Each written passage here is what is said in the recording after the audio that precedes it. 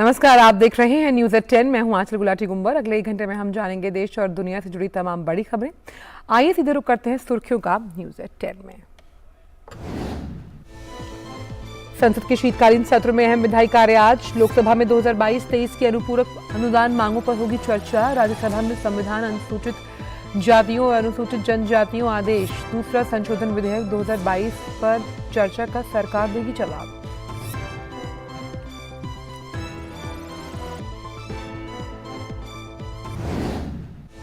भारत की अध्यक्षता में मुंबई में आयोजित G20 विकास कार्य समूह की बैठक के दूसरे दिन कई महत्वपूर्ण विषयों पर होगी चर्चा।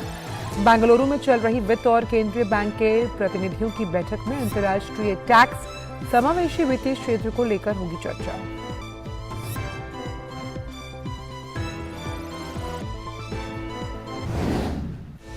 राष्ट्रपति द्रौपदी मुर्मू आज राष्ट्रीय ऊर्जा संरक्षण दिवस के मौके पर राष्ट्रीय ऊर्जा दक्षता नवाचार पुरस्कार करेंगी प्रदान। राष्ट्रपति ईवी यात्रा पोर्टल भी करेंगी लॉन्च।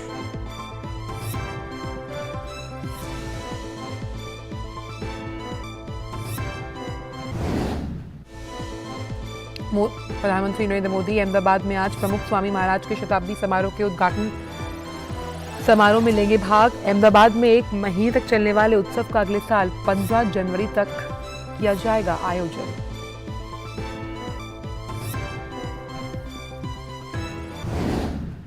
अंतर्राष्ट्रीय खबरों में अमेरिका के 3 दिवसीय दौरे पर पहुंचे विदेश मंत्री डॉक्टर एस जयशंकर आज नई ओरिएंटेशन फॉर रिफॉर्म्ड मल्टीलैटरलिज्म विषय पर उच्च स्तरीय मंत्री स्तरीय चर्चा की अध्यक्षता करेंगे। भारत दिसंबर महीने के लिए संयुक्त राष्ट्र सुरक्षा परिषद की कर रहा है अध्यक्षता। और फीफा की बात करें तो अर्जेंटीना ने क्रोएशिया को 3-0 से हराकर फीफा विश्व कप के फाइनल में छठी बार बनाई जगह। जूलियन अल्वारेज ने 2 और कप्तान मेसी ने दागा 1 गोल। आज देर रात दूसरे सेमीफाइनल में गत विजेता फ्रांस का सामना मोरक्को से।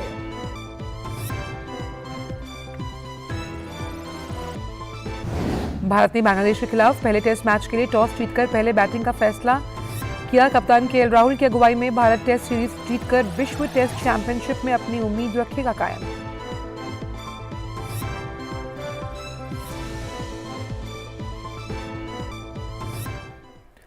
और आइए अब जान लेते हैं सभी खबरों को विस्तार के साथ। संसद भवन परिसर में आयोजित भाजपा संसदीय दल की बैठक में प्रधानमंत्री नरेंद्र मोदी का जोरदार स्वागत किया गया।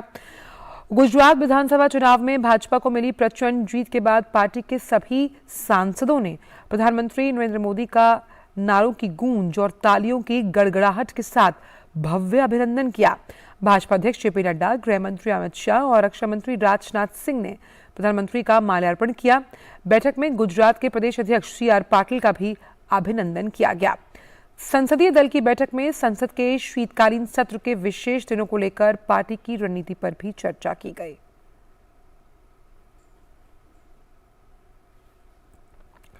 और इसी बड़े मुद्दे पर संसद भवन के परिसर से जुड़ रहे हैं हमारे संवाददाता शैलेंद्र मिश्र। तो शैलेंद्र, आज जो ये बैठक है, अगर इसके प्रमुख एजेंडे का मैं जिक्र करूं तो वो क्या है? देखिए, ये बैठक गुजरात में प्रचंड जीत के बाद हो रही है, पहली बैठक।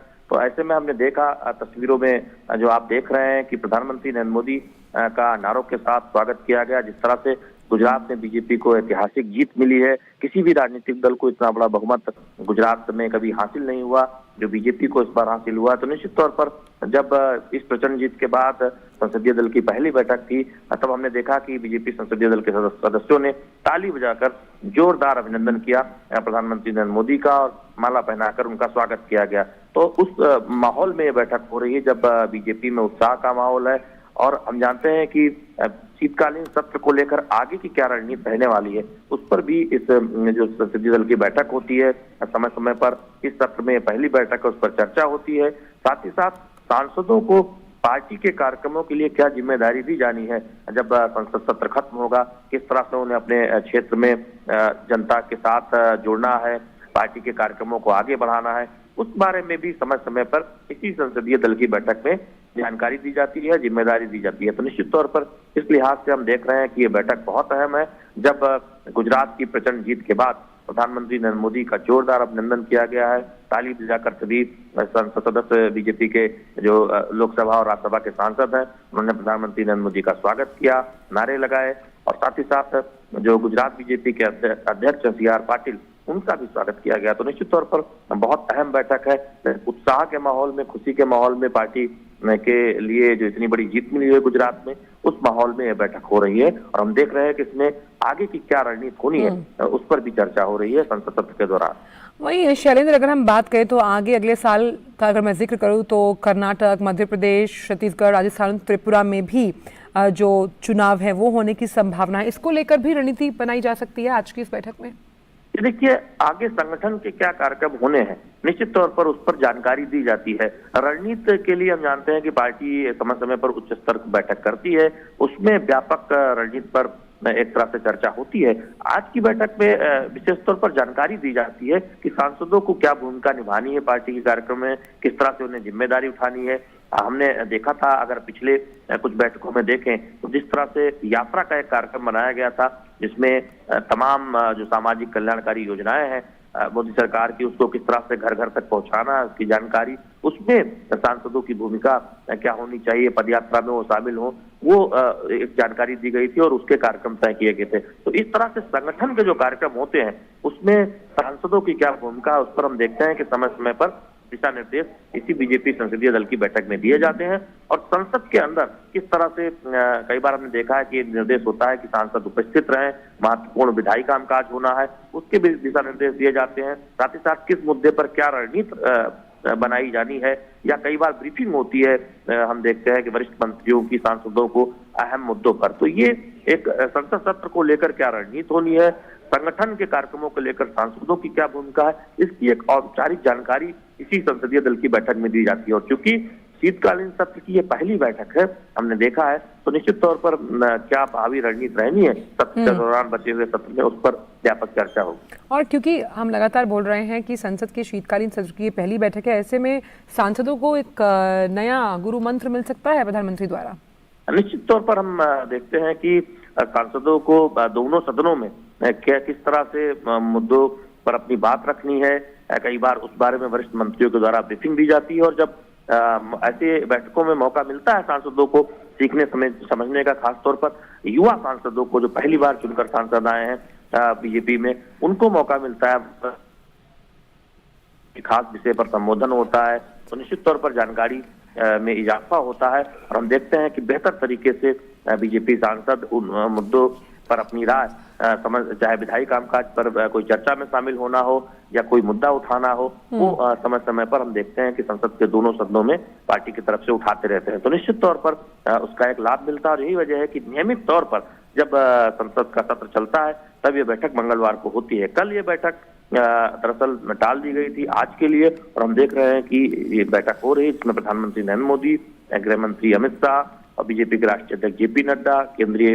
मंत्री प्रहलाद जोशी, केंद्रीय मंत्री स्मृति ईरानी, केंद्रीय मंत्री पीयूष गोयल समेत तमाम केंद्रीय मंत्री और बीजेपी के लोकसभा और राज्यसभा के सांसद शामिल हो रहे हैं। बिल्कुल, और बहुत संक्षिप्त में बताना चाहूंगी, लगातार प्रधानमंत्री हमेशा से जो युवा सांसद हैं उन पर भरोसा जताते हैं कि वो तमाम अहम जो चर्चाएं हैं उनमें उपस्थित रहें और साथ ही साथ कैसे जो संसद की कार्रवाई है उसमें बढ़ चढ़ कर भाग लें। तो इस बार भी इस तरह का ही गुरु मंत्र।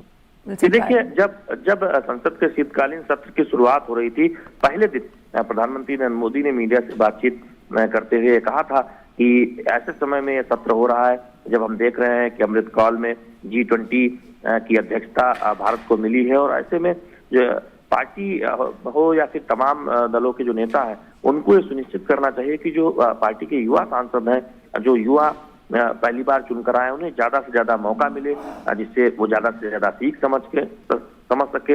ये अपील उन्होंने सभी दलों से के नेताओं से की थी, सभी दलों के फ्लोर लीडर से की थी। तो निश्चित तौर पर समय समय पर प्रधानमंत्री युवा आगे आए, युवा जो संसद सदस्य हैं वो ज्यादा से ज्यादा उन्हें मौका मिले, इसकी पहल करते रहे हैं और यही वजह है कि हम देखते हैं कि पार्टी के तमाम संगठन के कार्यक्रमों में युवा सांसदों को महत्वपूर्ण जिम्मेदारी दी जाती है और साथ ही साथ संसद में बोलने का मौका भी पार्टी की तरफ से दिया जाता है। बहुत बहुत शुक्रिया शैलेंद्र, तमाम जानकारी को हमसे साझा करेंगे। तो अभी बैठक चल रही है और साफ तौर पर जिस तरह से भाजपा प्रचंड जीत के साथ गुजरात में एक बार फिर सत्ता में आई है, बहुत सी अहम चर्चाएं और भी संभावित हैं आज की इस बैठक को लेकर। वहीं संसद के शीतकालीन सत्र में लोकसभा में आज वर्ष 2022-23 के अनुपूरक अनुदान मांगों के पहले बैच और 2019-20 के लिए अतिरिक्त अनुदान मांगों पर चर्चा और वोटिंग होगी। इसके अलावा वित्त मंत्री विनियोग बिल नंबर 4 2022 और विनियोग बिल नंबर 5 2022 को सदन में पेश करेंगे। इसके अलावा संविधान संशोधन अनुसूचित जनजाति आदेश दूसरा संशोधन विधेयक 2022 को भी पारित किया जाना है। साथ ही एंटी मैरीटाइम पायरेसी विधेयक 2022 पर भी चर्चा होनी है। वहीं राज्यसभा में भी आज कई अहम विधायी कार्य सूचीबद्ध। केंद्रीय मंत्री अर्जुन मुंडा संविधान अनुसूचित जातियां और अनुसूचित जनजातियां आदेश दूसरा संशोधन विधेयक 2022 पर चर्चा का जवाब देंगे। अर्जुन मुंडा प्रस्ताव करेंगे कि विधायकों को पारित किया जाए। इसके अलावा किरेन रिजिजू नई दिल्ली अंतर्राष्ट्रीय मध्यस्थन केंद्र अधिनियम 2019 का संशोधन करने वाले विधेयक पर विचार करने का प्रस्ताव पेश करेंगे। कांग्रेस अध्यक्ष और राज्यसभा में विपक्ष के नेता मल्लिकार्जुन खड़गे ने आज सभी विपक्षी दलों के नेताओं की बैठक बुलाई है। इस बैठक में जारी शीतकालीन सत्र के लिए रणनीति पर चर्चा की जाएगी। संसद के शीतकालीन सत्र में कई अहम मुद्दों पर चर्चा हो रही है। मंगलवार को मल्लिकार्जुन खड़गे ने ट्वीट कर कहा कि विपक्ष चीन की घुसपैठ पर संसद में चर्चा चाहता है। त्वांग के मुद्दे पर रक्षा मंत्री राजनाथ सिंह ने संसद के दोनों सदनों में सरकार की तरफ से कल बयान जारी किया। राष्ट्रपति द्रौपदी मुर्मू अब से कुछ ही देर में नई दिल्ली में राष्ट्रीय ऊर्जा संरक्षण दिवस के अवसर पर राष्ट्रीय ऊर्जा संरक्षण और राष्ट्रीय ऊर्जा दक्षता नवाचार पुरस्कारों के विजेताओं को सम्मानित करेंगी। राष्ट्रपति ईवी यात्रा पोर्टल और मोबाइल ऐप की शुरुआत भी करेंगी। ऊर्जा मंत्रालय ऊर्जा दक्षता और संरक्षण पर देश की उपलब्धताओं को प्रदर्शित करने के लिए राष्ट्रीय ऊर्जा संरक्षण दिवस मना रहा है। ऊर्जा दक्षता ब्यूरो ने इलेक्ट्रिक वाहन चालकों की सुविधा के लिए मोबाइल ऐप विकसित किया, जिसके जरिए चालक नजदीकी सार्वजनिक ईवी चार्जर का पता लगा पाएंगे। ब्यूरो ने एक वेबसाइट भी बनाई है जिसमें इलेक्ट्रिक परिचालन को बढ़ावा देने के लिए केंद्र और राज्य स्तर की विभिन्न योजनाओं के बारे में जानकारी दी जाएगी। इस पोर्टल के माध्यम से चार्जिंग केंद्र के संचालक अपना विवरण राष्ट्रीय ऑनलाइन डेटाबेस में दर्ज करा पाएंगे। ऊर्जा मंत्री राजकुमार सिंह कार्यक्रम में उपस्थित लोगों को संबोधित करेंगे। ऊर्जा और भारी उद्योग राज्य मंत्री कृष्ण पाल तथा ऊर्जा मंत्रालय में सचिव आलोक कुमार भी इस अवसर पर मौजूद रहेंगे। प्रधानमंत्री आज शाम अहमदाबाद में प्रमुख स्वामी महाराज के शताब्दी महोत्सव की शुरुआत करेंगे। बीएपीएस संस्था की तरफ से आयोजित किए जा रहे इस महोत्सव के लिए अहमदाबाद में भव्य तैयारियां की गई। शताब्दी समारोह का आयोजन 1 महीने तक चलेगा। यह आयोजन अहमदाबाद में बनाए गए स्वामी नगर में होगा। इस आयोजन के लिए पिछले 1 साल से तैयारियां चल रही हैं। इस महोत्सव का आयोजन भगवान स्वामीनारायण संप्रदाय में प्रमुख संत रहे स्वामी महाराज की याद में हो रहा है। केंद्रीय गृह मंत्री अमित शाह आज कर्नाटक महाराष्ट्र सीमा विवाद पर दोनों राज्यों के मुख्यमंत्रियों से मुलाकात करेंगे। बता दें कि कर्नाटक और महाराष्ट्र के बीच सीमा विवाद 1957 में भाषाई आधार पर राज्यों के पुनर्गठन के बाद शुरू हुआ। हाल के हफ्तों में सीमा को लेकर दोनों राज्यों के बीच तनाव में वृद्धि दर्ज की गई।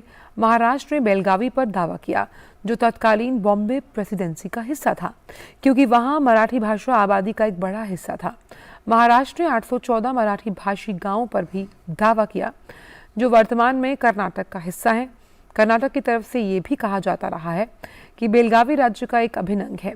वहीं महाराष्ट्र मराठी भाषी आबादी में बढ़ोतरी के आधार पर बेलगावी के विलय की मांग कर रहा है, जिसका कर्नाटक विरोध करता रहा। विदेश मंत्री डॉक्टर एस जयशंकर अमेरिका की यात्रा के दौरान आज महत्वपूर्ण मंत्री स्तरीय बैठक में भाग लेंगे। विदेश मंत्री भारत की अध्यक्षता में चल रहे संयुक्त राष्ट्र सुरक्षा परिषद के उच्च स्तरीय कार्यक्रमों में से एक सुधारित बहुपक्षवाद के लिए नई दिशा विषय पर कार्यक्रम की अध्यक्षता करेंगे। वहीं कल विदेश मंत्री आतंकवाद से निपटने के विषय पर भी चर्चा करेंगे। ये दोनों विषय भारत के लिए प्रमुख प्राथमिकताएं रही हैं। यात्रा के दौरान डॉक्टर जयशंकर संयुक्त राष्ट्र मुख्यालय में महात्मा गांधी की प्रतिमा का अनावरण भी करेंगे। विदेश मंत्री डॉक्टर एस जयशंकर ने न्यूयॉर्क में संयुक्त राष्ट्र महासभा के 77वें सत्र के अध्यक्ष सीसाबा कुरैशी से मुलाकात की। एस जयशंकर ने कहा कि सीसाबा कुरैशी के साथ संयुक्त राष्ट्र सुरक्षा परिषद और G20 अध्यक्षता के लक्ष्यों के साथ सुधारित बहुपक्षवाद के महत्व पर चर्चा हुई। विदेश मंत्री ने अमेरिका की यात्रा के दौरान जापान के विदेश राज्य मंत्री यामादा केंजी के साथ भी मुलाकात की। एस जयशंकर ने कहा कि G4 सदस्यों के रूप में भारत और जापान सुधारित बहुपक्षवाद को आगे बढ़ाने के लिए मिलकर प्रयास कर रहे हैं। सुप्रीम कोर्ट कोलोजियम ने मंगलवार को हुई मीटिंग के बाद सुप्रीम कोर्ट में जजों की नियुक्ति के लिए हाईकोर्ट के 5 नाम सरकार को भेजने का फैसला किया। सुप्रीम कोर्ट में न्यायाधीश के रूप में जिन 5 नामों की नियुक्ति के लिए सिफारिश की गई, उनमें राजस्थान उच्च न्यायालय के मुख्य न्यायाधीश पंकज मित्तल, पटना उच्च न्यायालय के मुख्य न्यायाधीश संजय करोल, मणिपुर उच्च न्यायालय के मुख्य न्यायाधीश PV संजय कुमार, पटना उच्च न्यायालय के न्यायाधीश एहसानुद्दीन अमानुल्लाह और इलाहाबाद उच्च न्यायालय के न्यायाधीश मनोज मिश्रा शामिल हैं। सुप्रीम कोर्ट में अभी जजों की संख्या 28 है। ऐसे में न्यायाधीशों ने कुल 34 स्वीकृत पदों के मुताबिक 6 पद अभी भी खाली हैं।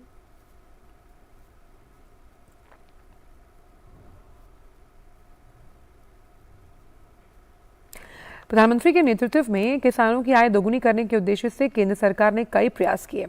ई-नाम मंडी और डिजिटल भुगतान जैसी तकनीकों के माध्यम से कृषि क्षेत्र में नए आयाम जुड़े, जिसे हम आज डिजिटल एग्रीकल्चर के नाम से जानते हैं। बीते सालों में किस तरह से किसानों के लिए डिजिटल एग्रीकल्चर वरदान साबित हुआ, इसे जानने के लिए केंद्रीय जल शक्ति राज्य मंत्री प्रहलाद सिंह से बात की हमारे संवाददाता चंद्रशेखर ने। डिजिटल एग्रो मिशन एक बड़ी टर्मिनोलॉजी है जिसको लेकर के तमाम बातें हो रही हैं और उस पर बातचीत करने के लिए हमारे साथ केंद्रीय जल शक्ति राज्य मंत्री प्रहलाद सिंह पटेल जी हमारे साथ मौजूद हैं। उनसे बात करते हैं। सर, ये जो नई टर्मिनोलॉजी देखने को मिल रही है, ये टर्मिनोलॉजी है क्या और इससे क्या लाभ होने वाला है? प्रधानमंत्री ने किसानों के हाथ में ऐसा अस्त्र दिया है डिजिटल एग्रीकल्चर के नाम पर, जिसको आपने कहा कि डिजिटल एग्रो मिशन एक हथियार है किसान के पास, जिसने उसके समय को बचाया, उसकी लूट को बचाया और उसको बिचौलियों से बचाया। ई-नाम मंडी का कभी कोई सोच नहीं सकता था कि ई प्लेटफॉर्म होगा, किसान उसमें बेचेगा, लेकिन आज 2.25 करोड़ किसान उससे जुड़ गए हैं इस देश में और उसमें जो 2,36,000 के आसपास ट्रेडर्स ने अपने ट्रेड रजिस्टर कराए हैं और लगभग 2.25 लाख करोड़ रुपए का उसमें व्यापार हुआ। तो ये चीज़ इस देश में हो सकती है, लेकिन कभी भी प्रोत्साहित करने की कोशिश नहीं हुई। और मैं तुलना करता हूँ कि भाई कांग्रेस के समय तो ये 0 था, लेकिन आज कैसे हो गया। दूसरी एक किसान सम्मान निधि जो लगातार किसानों को दी जाती रही है और दी जा रही है। ऐसी स्थिति में आज वो जो आंकड़ा है वो लगभग 2,16,000 करोड़ रुपया और लगभग 11 करोड़ से ज़्यादा किसानों के खाते में वो नियमित राशि पहुंच रही है। अगर डिजिटल नहीं होती तो बिचौलियों के कारण वो तो वहाँ पहुंच ही नहीं सकती थी। दूसरा, जब मैं डिजिटल एग्रो मिशन की बात करता हूँ तो जब कभी भी क्षतियाँ होती थी ओले से, अतिवृष्टि से, अनावृष्टि से, तो विवाद होता था कि किसके खेत का नुकसान हुआ, किसके खेत का नुकसान नहीं हुआ। जब ये सैटेलाइट सर्वे की बात आई तो डिस्प्यूट भी खत्म हुए, क्षतिपूर्ति का आकलन भी ईमानदारी से हुआ और एक समाधान स्थायी हुआ कि आपके साथ में कोई धोखाधड़ी नहीं कर सकता, ना वहाँ का पटवारी कर सकता है और ना कोई दूसरा बिचौलिया कर सकता है। तो ये डिजिटल जो एग्रीकल्चर का कॉन्सेप्ट है, इसने ये बड़ी क्रांति पैदा की है। सर, आप टेक्नोलॉजी की बात कर रहे हैं, तो अगर हम मान के चलें कि नवोन्मेष को बढ़ाने के लिए भी काफ़ी बातें हुई हैं, तो एग्रीकल्चर के क्षेत्र में जो नवोन्मेष हो रहे हैं उससे आपको लगता है इसका सीधा फायदा किसानों को हो रहा है और पैदावार में वृद्धि हो रही है? निश्चित रूप से मुझे लगता है कि चाहे हम FPO की कल्पना करें कि किसान खुद अपना समूह बनाकर खुद के उत्पादन को बेच सकता है, मार्केटिंग प्लेटफॉर्म में जा सकता है, ई-नाम मंडियों में वो अपने आप को कर सकता है और जो आंकड़ा है वो बड़ा आंकड़ा है। 3,855 FPO आज तैयार है। दूसरी जो किसान के सामने चैलेंज था कि वो अपनी ज़मीन में क्या बोए, उसकी सॉइल टेस्टिंग का उसके पास में कोई प्रावधान नहीं था, लेकिन आज सॉइल टेस्टिंग कंपलसरी हो गई है और वो आंकड़ा भी थोड़ा बहुत नहीं है। लगभग 23 करोड़ के आसपास ये आंकड़ा है। तो खाद्य आपूर्ति के साथ साथ हम निर्यात को क्षेत्र में, कृषि निर्यात की मैं बात कर रहा हूँ, तो कितना हम आगे हो पाए हैं, क्या इसकी सिचुएशन है? मुझे लगता है कि हमें उस दिन से देखना होगा जब शास्त्री जी इस देश के प्रधानमंत्री होते थे।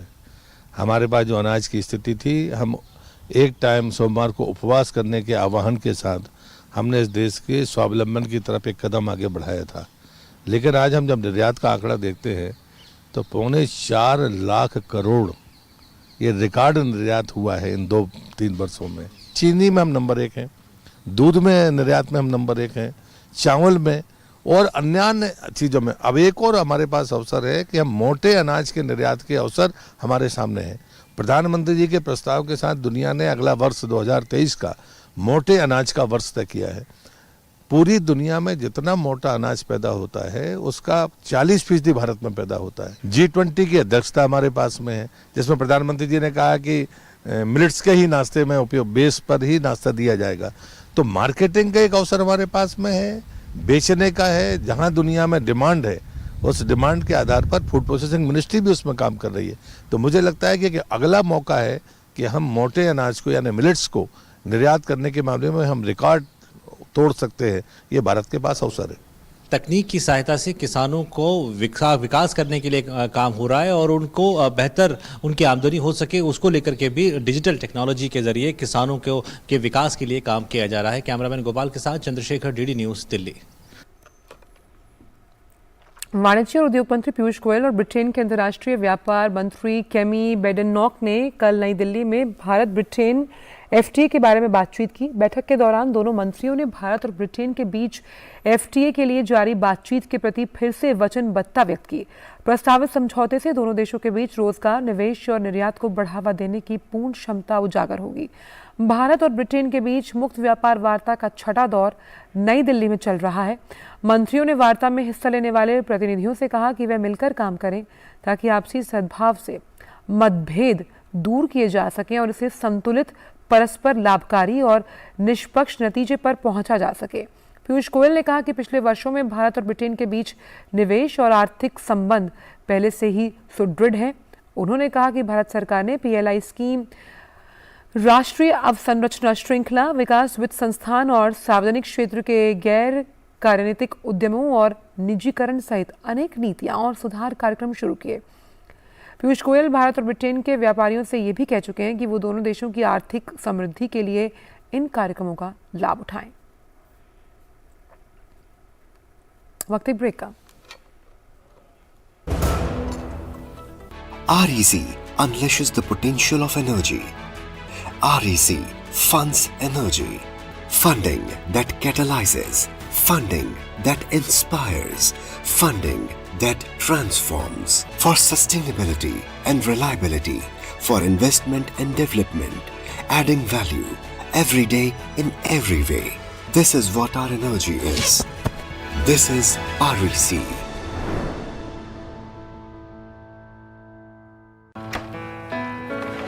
पापा ये सब? हाँ, जो चीजें सालों से बेवजह पड़ी हो उन्हें हटा देना चाहिए। ये भी दादाजी की पुरानी पासबुक और एफडी। अरे ये कैसे रह गया? पैसे गए? नहीं, उपाय है। बैंक खाते को संचालित करते रहना चाहिए वरना खाता इनऑपरेटिव हो जाता है। ऐसे में बैंक से संपर्क करें, खाता सक्रिय करवाएं और आपकी रकम जो है उसे ब्याज समेत क्लेम करें। दादू ये RBI कहता है जानकार बनिए, सतर्क रहिए। सही कह रहा है। ब्रेक के बाद सभी का स्वागत। और अब बुलेटिन में देखते हैं G20 के आयोजन से जुड़ी तमाम बड़ी खबरें।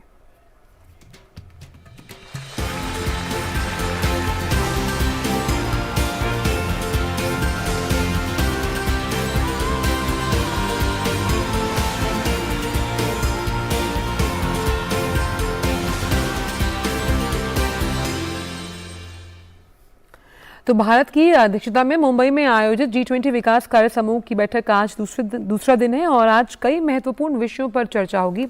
इससे पहले भारत के G20 शेरपा अमिताभ कांत ने बैठक के शुरुआती सत्र को संबोधित करते हुए डेटा गवर्नेंस क्वालिटी इंडेक्स पर जोर देते हुए कहा कि भारत सरकार ने देश में बेहतर डेटा प्रबंधन के माध्यम से डेटा गवर्नेंस क्वालिटी इंडेक्स जैसी कई पहल की। वहीं G20 की बेंगलुरु में वित्त और केंद्रीय बैंक के प्रतिनिधियों की बैठक आज दूसरा दिन है। वित्तीय मामलों को लेकर आयोजित इस बैठक में आज अंतर्राष्ट्रीय टैक्स समावेशी वित्तीय क्षेत्र को लेकर चर्चा की जाएगी। इससे पहले बैठक के पहले दिन अंतर्राष्ट्रीय वित्तीय ढांचे में सुधार, वित्त की उपलब्धता को लेकर चर्चा हुई। और मुंबई के ताज होटल में कल G20 बैठक का आयोजन किया गया। इस दौरान ताज होटल में सांस्कृतिक कार्यक्रमों का भी आयोजन हुआ। इस बार G20 देशों के सम्मेलन की अध्यक्षता भारत को मिली है। इस सम्मेलन के तहत राज्य में बैठकें होनी है। मुंबई में कल G20 प्रतिनिधियों ने गेटवे ऑफ इंडिया का भी दौरा किया। इस दौरान उनके साथ महाराष्ट्र के राज्यपाल भगत सिंह कोश्यारी, मुख्यमंत्री एकनाथ शिंदे, उप मुख्यमंत्री देवेंद्र फडणवीस और भारत के G20 शेरपा अमिताभ कांत भी मौजूद रहे। कल मुंबई के ताज होटल में G20 बैठक आयोजित हुई थी, जिसके लिए इसके प्रतिनिधि मुंबई पहुंचे थे। मुंबई ने G20 सम्मेलन के उत्साह को दोगुना बढ़ा दिया। इस मौके पर गेटवे ऑफ इंडिया परिसर को लाइट्स के साथ रोशन किया गया। रंग बिरंगी रोशनी से जगमगाता हुआ गेटवे ऑफ इंडिया इस सम्मेलन को और भव्य बना रहा है।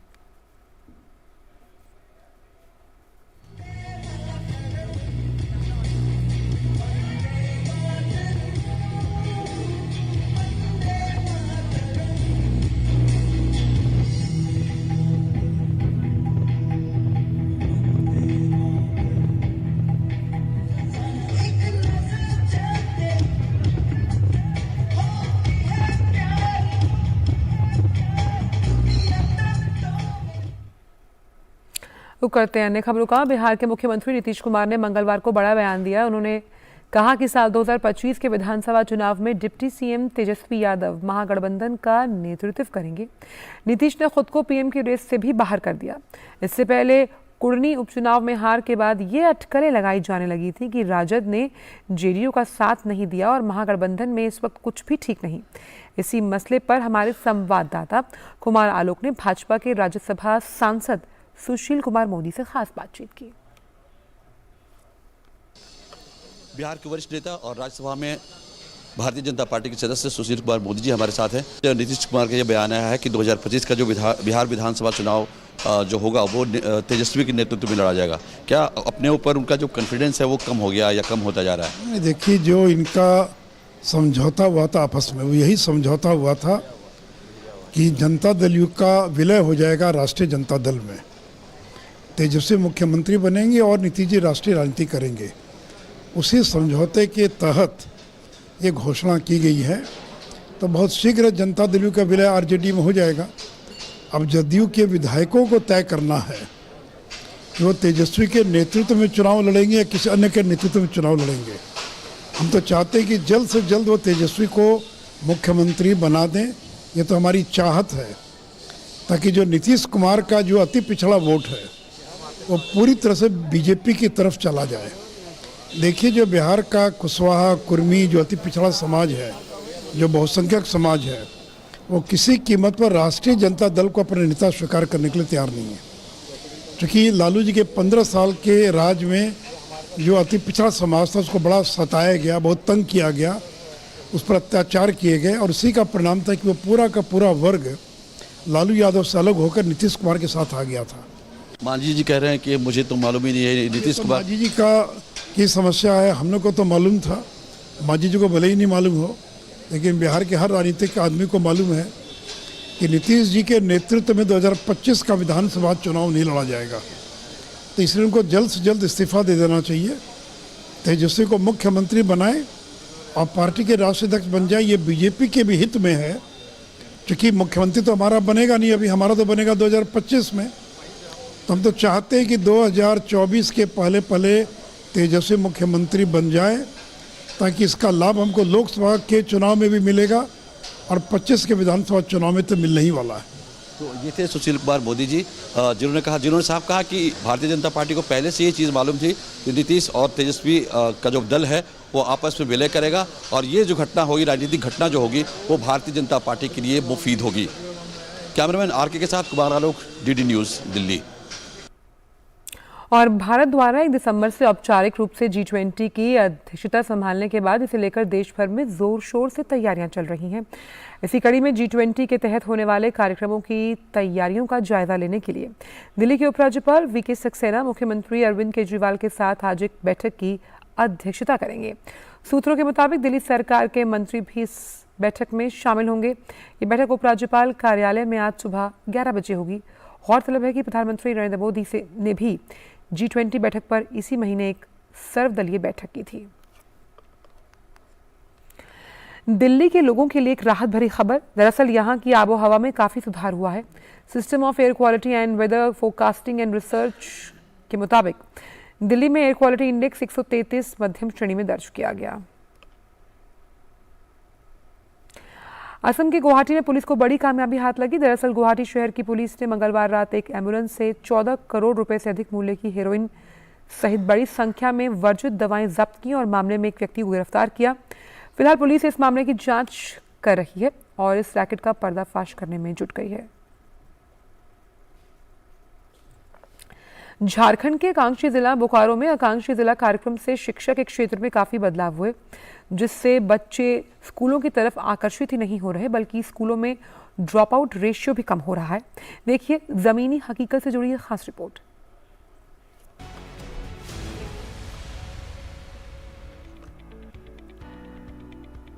झारखंड के बोकारो जिले को आकांक्षी जिले में शामिल किए जाने के बाद से जिले में शिक्षा के क्षेत्र में आमूलचूल बदलाव हुए हैं, जिससे ड्रॉप आउट पर अंकुश लगा है। साथ ही पठन पाठन के तौर तरीकों में भी बदलाव आया है। जिले के चास प्रखंड स्थित शिबुटाड़ उत्क्रमित उच्च विद्यालय के भवन 4 दीवारी सहित क्लासरूम की दीवारों को ज्ञानवर्धक कंटेंट से सुसज्जित किया गया है, जिससे बच्चे स्कूल की ओर आकर्षित हो रहे हैं। साथ ही पठन पाठन में भी उन्हें काफी सहूलियत हो रही है।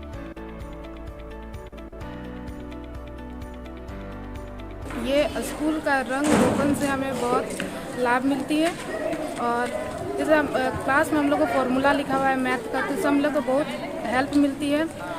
मतलब अगर कोई ऐसे ही घूम रहा है बाहर पे तो वो अगर हम लोग वहाँ खड़ा होकर फॉर्मूला देख ले तो हम लोग का दिमाग में बहुत कुछ घुस भी जाएगा। स्कूल का जो ये रंग रोगन हुआ है उससे बच्चों को बहुत लाभ है। स्कूल हमारा स्वच्छ और सुंदर दिख रहा है और उससे हमें ज़्यादा बेनिफिट है। तो सर पढ़ाते हैं बुक से, वो सब अगर डायग्राम दिया हुआ है साइंस में, अगर बाहर में चित्र बना हुआ है उससे ज़्यादा अच्छे से समझ में आता है। पाठ्यक्रम से संबंधित फॉर्मूले और अन्य पाठ्य सामग्री को क्लासरूम की दीवारों और छत पर पेंटिंग के माध्यम से प्रदर्शित किया गया है, जिससे बच्चों को उन्हें याद करने में मदद मिल रही है और वे खेल खेल में ही काफी कुछ सीख रहे हैं। विद्यालय के प्रभारी प्रधानाध्यापक के अनुसार कक्षा में पाठ्यक्रम के अनुसार स्कूल भवन 4 दीवारी सहित क्लासरूम में वर्गावार कलाकृति बनाई गई है, जिससे बच्चे लाभान्वित हो रहे हैं। ये कलाकृतियाँ जो हैं मुख्यतः एक योजना है बाला योजना, BALA बाला योजना, बिल्डिंग एज लर्निंग एड। मतलब बच्चे बिल्डिंग के वस्तुओं को देखकर कुछ सीखेंगे, जानकारी उन्हें हासिल होगी। उसी योजना के तहत ये पेंटिंग कराया गया है। हर क्लासरूम में अलग अलग कलाकृतियाँ या अलग अलग जो पढ़ने के सामग्री बने हुए हैं उनसे वो कुछ जानकारी लेंगे। आकांक्षी जिला बोकारो में यह प्रयोग काफी पसंद किया जा रहा है और इसी तर्ज पर 40 विद्यालयों को भी ज्ञानवर्धक कलाकृतियों से सुसज्जित करने की तैयारी है। Bureau report, DD news.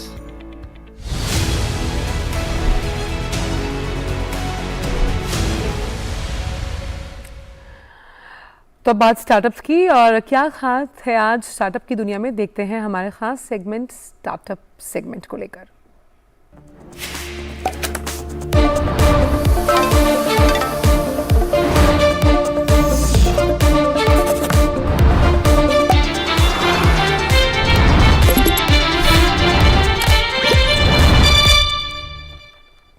तो कृषि भारतीय अर्थव्यवस्था का मुख्य आधार है। आज भी कृषि ऐसे क्षेत्र में गिना जाता है जो देश में सबसे अधिक लोगों को रोजगार मुहैया करवाता है।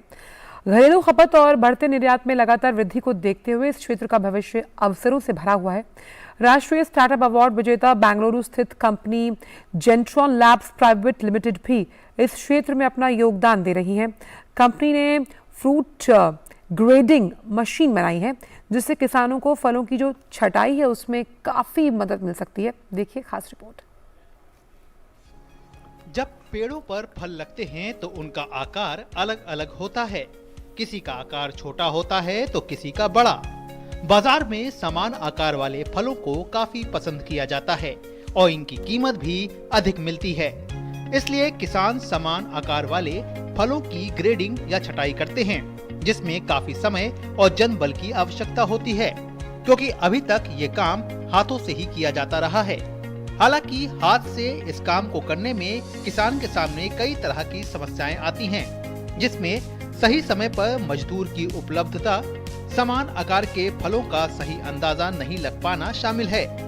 किसानों की इन्हीं समस्याओं को देखते हुए बेंगलुरु स्थित कंपनी जेंट्रॉन लैब्स ने कंप्यूटर विजन एल्गोरिदम और औद्योगिक कैमरे का उपयोग करते हुए फ्रूट ग्रेडिंग मशीन बनाई है, जिसकी मदद से कम खर्च और कम समय में अधिक फलों की ग्रेडिंग करना आसान हुआ है। एक बात आई है हमारे पूरी टीम के अंदर कि कुछ देश के लिए करना है, हमारे देश से बाहर के लिए करना है, और यही हम सोच के इस कंपनी को शुरू किए, जहां लेटेस्ट टेक्नोलॉजी के प्रोडक्ट एक तो भारत में बने भारत के लिए, दूसरा भारत में बने विदेश के लिए।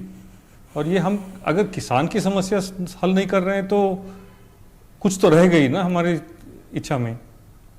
तो इस विषय से हमने फूड ग्रेडिंग मशीन बनाई है। हमारा ये मशीन इंट्रोड्यूस करने के बाद, मशीन यूज़ करने के बाद वो फ्रूट्स को ग्रेड कर पाएगा और वो डिसाइड कर पाएगा कौन सा ग्रेड को कहाँ पे अच्छा प्राइस मिलता है, उसको उधर बेच के उसको ज़्यादा पैसा मिलता है।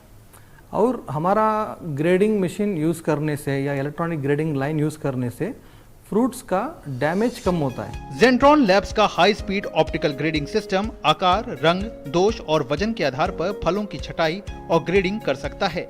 इसमें फलों को एक निरीक्षण लाइन में डाला जाता है, जिसमें एक कंप्यूटर विजन आधारित ग्रेडिंग स्टेशन होता है, जो एक अनोखी पैलेट प्रणाली का उपयोग करके प्रत्येक फल की 360 डिग्री से इमेज बनाकर ग्रेडिंग करता है। हॉटी सॉर्ट प्रति लेन प्रति सेकंड 11 फलों की ग्रेडिंग करने में सक्षम है। जेंट्रॉन द्वारा विकसित फ्रूट ग्रेडिंग मशीनों से कोरोना काल के दौरान फल उत्पादक किसानों को काफी फायदा हुआ था। जब कोरोना निकली थी, लेबर तो चल नहीं रही थी और खरीदने वाले भी मार्केट में झुंड बन के नहीं आ रहे थे, लेकिन मशीन के कारण कहीं भी बैठ के वो ऑर्डर कर सकते थे। इस तरह से चारों स्टेट में जहां हमने मशीन दिया है, सभी फलों में हमने ये देखा है कि एक तो खरीदार भी मशीन पे ग्रेडेड माल चाहता है, दूसरा किसान को भी विश्वास है कि जब मैं मंडी में माल भेजूंगा मुझे सही दाम मिलेगा। तो मेरे अंदाजन से 2-4 लाख फार्मर डायरेक्टली बेनिफिट हुए हैं in the season. Company Bharat के अलावा विदेशों में भी अपनी मशीन की सप्लाई कर रही है और कंपनी का लक्ष्य आने वाले दिनों में विदेशों से अधिक ऑर्डर मंगाने का है। हमारा ये लक्ष्य था कि इंडिया से और भारत से प्रोडक्ट्स बना के पूरे दुनिया के लिए भेजो। इस साल में हमारा पहला एक्सपोर्ट ऑर्डर मिल गया। तो एक प्रोडक्ट हमारा industrial product IMM series, first product हमने अमेरिका को एक कस्टमर को भेजा है। मेरे ख्याल में अगले 2-3 साल में हम एटलीस्ट हमारे जितने सेल्स आते हैं उसका कम से कम 30% बाहर से आना चाहिए। इस बात में कोई दो राय नहीं कि आने वाले वर्षों में जेंट्रॉन लैब्स विजन आधारित उत्पादों के साथ दुनिया भर में अपने आप को लाने के लिए पूरी तरह तैयार है। तापस भट्टाचार्य की रिपोर्ट, DD न्यूज। और जेंट्रॉन लैब्स के बारे में और अधिक जानने के लिए आप देखिए हमारा खास कार्यक्रम स्टार्टअप चैंपियंस 2.0 शनिवार रात 9 बजे DD न्यूज पर, रात 10 बजे DD इंडिया पर और रविवार दोपहर 12 बजे DD नेशनल पर। रुक करते हैं कुछ अंतर्राष्ट्रीय खबरों का। अमेरिकी राष्ट्रपति जो बाइडेन ने समलैंगिक विवाह को संरक्षण देने वाले विधेयक पर हस्ताक्षर कर दिए। इस बिल से समलैंगिक समुदाय को आपस में विवाह की इजाजत मिल गई। अमेरिकी गायक सिंडी लॉपर ने समलैंगिक विवाह विधेयक पर राष्ट्रपति जो बाइडेन का आभार व्यक्त करने के लिए व्हाइट हाउस का दौरा किया। सिंडी लॉपर ने कहा कि इस बिल को लेकर समलैंगिक समुदाय में काफी खुशी है। ये सामाजिक रुख में बड़े बदलाव को दर्शाता है। अमेरिका के राष्ट्रपति जो बाइडेन ने समलैंगिक विवाह विधेयक पर हस्ताक्षर करने के बाद ट्वीट किया। उन्होंने कहा, आज काफी अच्छा दिन है। आज समानता की दिशा में अमेरिका ने एक और कदम बढ़ाया। ये कदम स्वतंत्रता और न्याय की ओर न केवल कुछ लोगों के लिए बल्कि सभी के लिए है, क्योंकि आज मैंने मैरिज बिल पर हस्ताक्षर किया।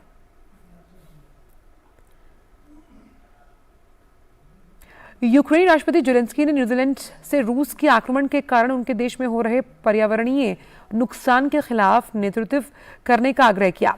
जेलेंस्की ने वर्चुअल माध्यम से न्यूजीलैंड की संसद को संबोधित किया। जेलेंस्की ने न्यूजीलैंड का आभार जताते हुए कहा कि स्वतंत्रता और न्याय के संघर्ष में न्यूजीलैंड ने हमेशा यूक्रेन का समर्थन किया। जेलेंस्की ने कहा कि न्यूजीलैंड ने आक्रामकता को भड़काने के खिलाफ कई प्रतिबंध लगाकर अपना दृष्टिकोण बदल दिया है।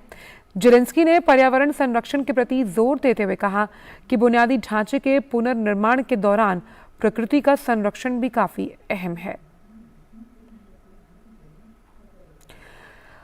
कोसोवा और सर्बिया के बीच तनाव की स्थिति को शांत करने के लिए अमेरिका और यूरोपीय संघ के राजदूतों ने कोसोवा और की जो प्रधानमंत्री हैं उससे मुलाकात की। अमेरिका और यूरोपीय संघ ने दोनों देशों के जो जातीय संकट है उसका समाधान करने का आह्वान किया। अमेरिकी राजदूत ने कहा कि कोसोवा के प्रधानमंत्री से सार्थक चर्चा हुई, शांति स्थापित करने के लिए निरंतर बातचीत पर जोर देने का आह्वान किया गया।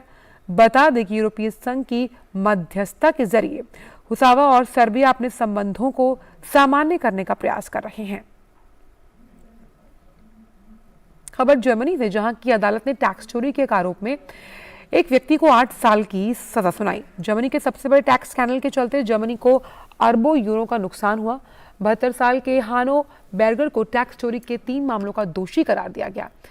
ये मामले 2007 से 2011 के बीच के हैं। हानो बेर्गर जर्मनी में शेयर और फाइनेंशियल प्रोडक्ट की ट्रेडिंग के मशहूर रणनीतिकार हैं। 2021 में जर्मनी की सुप्रीम कोर्ट ने उन्हें एक आपराधिक गतिविधि में शामिल पाया था। वे बैंकों, फंडों, निवेशकों और अमीर लोगों को अपने नेटवर्क के जरिए सलाह दिया करते हैं। हानो बेर्गर पर आरोप लगाया गया कि वे टैक्स चोरी के बाद स्विट्जरलैंड चले गए और कई सालों तक जर्मन न्यायतंत्र के शिकंजे में आने से बचते रहे। पेरू में राष्ट्रपति और उनके मंत्रिमंडल के इस्तीफे की मांग को लेकर जमकर विरोध प्रदर्शन हुआ। प्रदर्शनकारियों ने पूरे देश में सड़कों को बंद कर दिया। पुलिस ने प्रदर्शनकारियों को तितर-बितर करने के लिए आंसू गैस के गोले दागे। मानवाधिकार समूह ने पुलिस की हिंसक कार्रवाई पर अपना विरोध जताया। बता दें कि पेरू में पूर्व राष्ट्रपति पेड्रो कैस्टिलो को पद से हटाए जाने के बाद राजनीतिक संकट की स्थिति पैदा हो गई। राजनीतिक उथल-पुथल के बीच देश में मौजूदा राष्ट्रपति दीना बोलुआर्टे को हटाने और आम चुनाव कराने की मांग तेज हो गई है। कोंगो की राजधानी किनशासा में भारी बारिश के बाद आई बाढ़ और भूस्खलन के कारण कम से कम 120 लोगों की मौत हो गई। बाढ़ ने बड़े पैमाने पर शहर को क्षति पहुंचाई है। बाढ़ के कारण कई घर ढह गए। बाढ़ से प्रभावित लोगों की मदद के लिए तमाम प्रयास किए जा रहे हैं। कोंगो के प्रधानमंत्री लगातार बाढ़ प्रभावित क्षेत्र का दौरा कर रहे हैं। बता दें कि किनशासा में तेजी से शहरीकरण के कारण जलवायु पर असर पड़ा। जानकारों का मानना है कि बाढ़ और भूस्खलन के पीछे भी जलवायु परिवर्तन ही जिम्मेदार है। वक्त एक ब्रेक का। हमें पैदा करने वाला कोई नवाब ना हो, पर हमारी परवरिश एक नवाब ने की है, और इस तरह की है कि इस तख्त की शान नवाब खानदान का नाम और अपनी आवाम तीनों का अपनी जान से भी बढ़कर ख्याल रख सके। बस वजीर अली के साथ दे रही है। हमारे देश को लूट कर हमारे आवाम की जान लेकर दोस्ती तो निभा रहे हैं। अब हमारी बारी है जनाब शेरी। सर्वेंट से जनरल रास्किन को मैसेज भेजो, वजीर अली अटैक करने आ रहा है।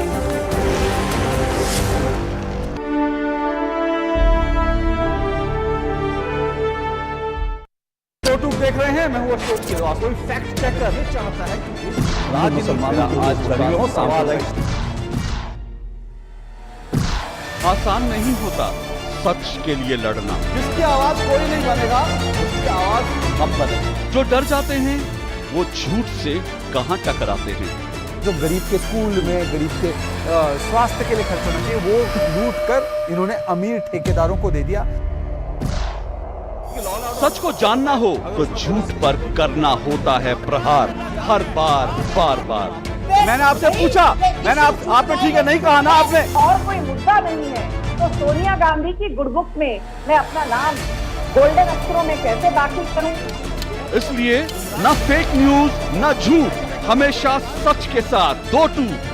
देखिए मेरे साथ 2-2 सोमवार से शुक्रवार रात 9 बजे सिर्फ डीडी न्यूज पर।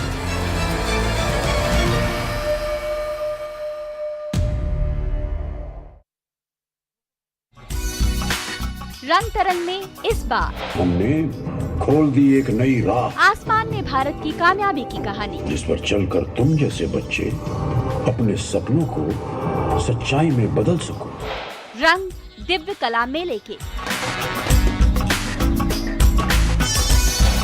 मुलाकात विजुअल आर्टिस्ट आशिमा मेहरोत्रा से। नृत्य और फुटबॉल की सुंदर जुगलबंदी।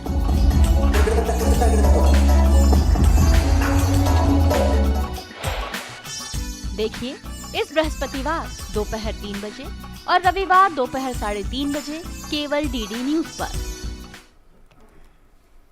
ब्रेक के बाद सभी का स्वागत। रुक करते हैं अन्य अंतर्राष्ट्रीय खबरों का। यूरोपीय संघ संसद की एक उपाध्यक्षा ईवा कैली को भ्रष्टाचार और धन शोधन के आरोप में निलंबित करने के बाद ईवा कैली के वकील ने कहा कि उनके साथ विश्वासघात हुआ है। उन्होंने भ्रष्टाचार से संबंधित किसी भी मामले में शामिल नहीं पाया गया जो प्रथम दुष्टव्य है। उन्होंने अपने यूरोपीय संसद के सहयोगियों के उनके खिलाफ शिकायतें जो दर्ज की गई हैं उसके बारे में भी बात की। ईवा कैली ने किसी भी प्रकार की कोई रिश्वत नहीं ली, वे पूरी तरह से निर्दोष हैं। नेपाल के कावेर पालन चौक जिले में मंगलवार शाम एक बस दुर्घटना में कम से कम 17 लोगों की मौत हुई और 15 से ज्यादा लोग घायल। ये हादसा राजधानी काठमांडू से करीब 48 किलोमीटर पूर्व में स्थित बेथन चौक गांव के पास हुआ। पुलिस अधीक्षक चक्रराज जोशी ने बताया कि यात्रियों से खचाखच भरी एक धार्मिक समारोह से घर जा रही बस बेथन चौक गांव के चलाल गणेश स्थान में दुर्घटनाग्रस्त हो गई। नेपाल सेना के साथ पुलिस अधिकारी मौके पर बचाव अभियान चला रहे हैं। हादसे के पीछे की सही वजह का भी पता नहीं चल पाया। अमेरिका ने इतिहास में पहली बार ऊर्जा के एक अनंत भंडार की खोज की। कैलिफोर्निया स्थित लॉरेंस लिवरमोर नेशनल लेबोरेटरी में अमेरिकी वैज्ञानिकों ने सफलतापूर्वक एक परमाणु संलयन प्रतिक्रिया का उत्पादन किया। इससे बड़ी मात्रा में स्वच्छ ऊर्जा का उत्पादन हुआ है जिसका इस्तेमाल कई तरह की ऊर्जा जरूरतों को पूरा करने के लिए किया जा सकता है। बात क्रिकेट को लेकर, भारत और बांग्लादेश के बीच 2 मैच की टेस्ट सीरीज का पहला मुकाबला आज से चटगांव में शुरू हुआ। मैच में भारत ने टॉस जीता और पहले बल्लेबाजी करने का फैसला किया। भारतीय टीम को इससे पहले बांग्लादेश के हाथों वनडे सीरीज 2-1 से गंवानी पड़ी। ऐसे में टीम इंडिया की नजर टेस्ट सीरीज में जोरदार तरीके से वापसी करने पर होगी। हालांकि अंगूठे की चोट के चलते भारतीय कप्तान रोहित शर्मा पहले टेस्ट में टीम के साथ नहीं। ऐसे में केएल राहुल टीम की कप्तानी संभाल रहे हैं। बात फीफा की। मेसी की अगुवाई में अर्जेंटीना की टीम कतर में चल रहे फीफा विश्व कप के फाइनल में पहुंच गई। टीम ने मंगलवार देर रात लुसेल स्टेडियम में खेले गए पहले सेमीफाइनल में क्रोएशिया को 3-0 से हरा दिया। ये छठी बार है जब अर्जेंटीना की टीम फुटबॉल विश्व कप के फाइनल में पहुंची। अर्जेंटीना की टीम पिछली बार 2014 के विश्व कप के फाइनल में पहुंची थी। मेसी ने मैच में शानदार प्रदर्शन किया। उन्होंने टीम के लिए पहला गोल पेनल्टी पर 34वें मिनट में किया। इसके बाद जूलियन अल्वारेज ने 39वें मिनट में और 79वें मिनट में गोल कर टीम को 3-0 से आगे कर दिया गया। इसके बाद मैच में कोई और गोल नहीं हुआ। अर्जेंटीना ने 3-0 से मैच अपने नाम कर प्रतियोगिता के फाइनल में जगह बना ली। फाइनल में अर्जेंटीना का सामना रविवार को मोरक्को या फ्रांस में से किसी एक टीम के साथ होगा। कतर में ही चल रहे फीफा विश्व कप में आज देर रात दूसरे सेमीफाइनल में फ्रांस का सामना मोरक्को से होगा। ये मुकाबला अल बायत स्टेडियम में खेला जाएगा। मोरक्को की टीम इस विश्व कप में अलग रंग में दिख रही है और टीम ने बेल्जियम, स्पेन और पुर्तगाल जैसी दिग्गज टीमों को पछाड़कर सेमीफाइनल की राह तय की। टीम टूर्नामेंट में अभी तक अजय है, जबकि फ्रांस की बात करें तो टीम को ग्रुप दौर में ट्यूनीशिया के हाथों हार का मुंह देखना पड़ा। फ्रांस के लिए सबसे बड़ी उम्मीद किलियन एम्बापे होंगे जिन्होंने टूर्नामेंट में अभी तक 5 गोल किए हैं। काशी हिंदू विश्वविद्यालय के केंद्रीय ग्रंथालय में छात्र छात्राओं को हर प्रकार की किताब मिल जाती है।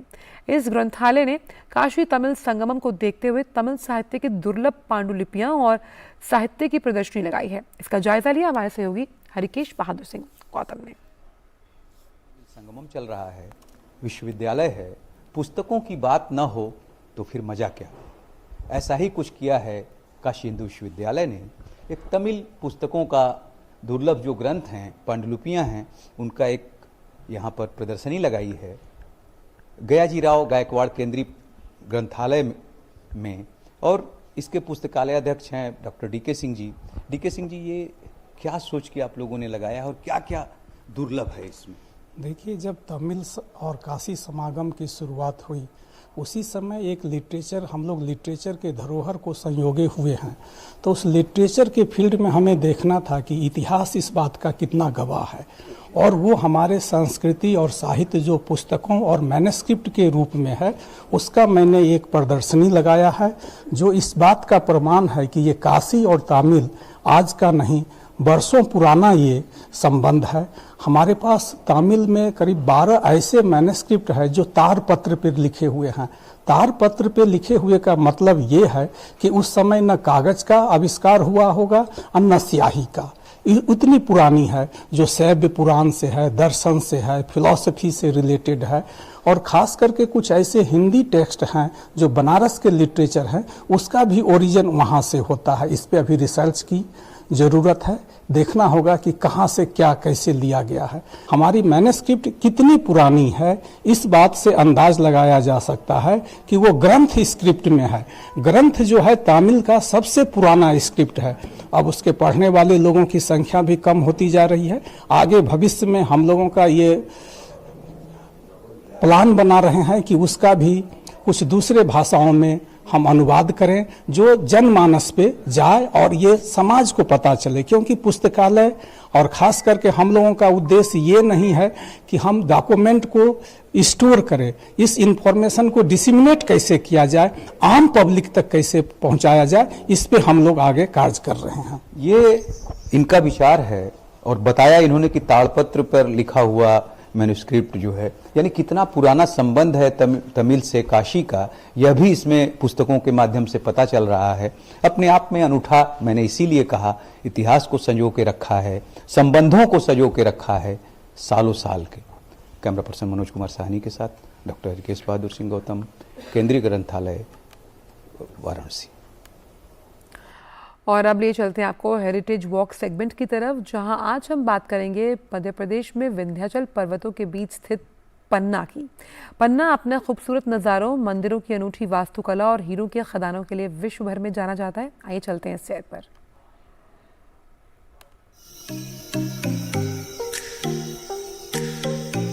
भारत के सबसे पुराने और बेहद ही ज्यादा खूबसूरत विंध्याचल पर्वतों की गोद में मौजूद है मध्य प्रदेश का पन्ना जिला। पन्ना अपने बलिदानी वीरों, मन को मोह लेने वाले प्रसिद्ध मंदिरों और हीरों की खदानों के लिए दुनिया भर में हमेशा से जाना जाता है। पौराणिक ग्रंथों के अनुसार पन्ना का इतिहास महाभारत काल से जुड़ा हुआ है। ऐसा माना जाता है कि अपने वनवास काल के दौरान पांडवों को पन्ना के जंगल इतने पसंद आ गए थे कि उन्होंने एक लंबा समय वहां बिताया था। यहाँ के स्थानीय लोगों का हमेशा से पन्ना के जंगलों और वन्य जीवों से नाता रहा है, जिसकी मिसालें देते अनेकों ऐतिहासिक कालीन शैल चित्र इन वनों में कई स्थानों पर देखने को मिल जाएंगे और इनमें से कुछ तो 10,000 साल पुराने माने जाते हैं। पन्ना हीरा नगरी के नाम से भी मशहूर है। मूल रूप से 13वीं शताब्दी तक की गोंड बस्ती पन्ना को महाराजा छत्रसाल बुंदेला ने राजधानी बनाया था। पन्ना के मंदिर अपनी अनूठी वास्तुकला और भव्यता को आज भी संभाले हुए है। इसी कारण से पन्ना को मंदिरों की नगरी भी कहा जाता है। पन्ना में एक राष्ट्रीय उद्यान भी है, जहां पन्ना टाइगर रिजर्व और कई दुर्लभ वन्यजीव पाए जाते हैं। पन्ना आपको आज भी अपनी धरोहरों और इतिहास को बखूबी संजोए हुए मिलेगा। Bureau report, DD news. और भारतीय सिनेमा के शोमैन कहे जाने वाले निर्माता, निर्देशक और मशहूर अभिनेता राज कपूर आज भी लोगों के दिलों में धड़कते हैं। आवारा से लेकर बॉबी और मेरा नाम जोकर जैसी फिल्मों में अपने अदाकारी का लोहा मनवा चुके राज कपूर के दुनिया भर में करोड़ों फैंस हैं। राज कपूर की आज जयंती है। आपको छोड़ जाते हैं उनके चुनिंदा नगमों के साथ। दीजिए इजाजत, नमस्कार।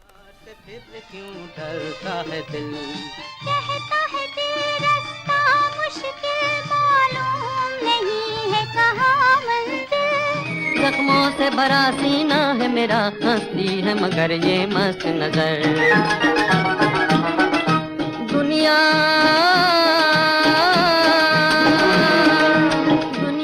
मैं तेरे तीर का या तकदीर का मारा हूँ।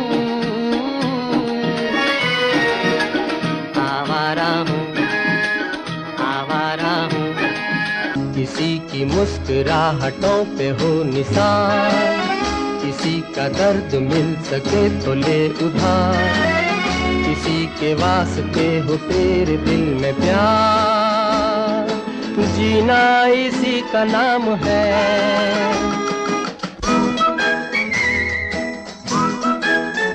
एक दिन बिक जाएगा माटी के मोल, जग में रह जाएंगे प्यारे तेरे बोल।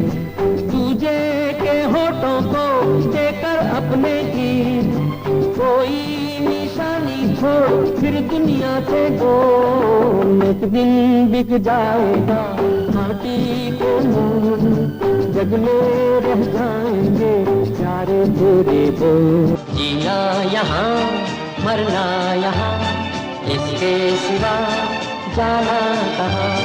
जी चाहे जब हमको आवाज दो, हम हैं वहीं हम थे जहाँ, अपने यहीं दोनों जहाँ, इसके सिवा जाना कहाँ। कितनी सदियाँ बीत गई हैं आए तुझे समझाने में, मेरे जैसा धीरज वाला है कोई और जमाने में, दिल का बढ़ता बोझ कभी कम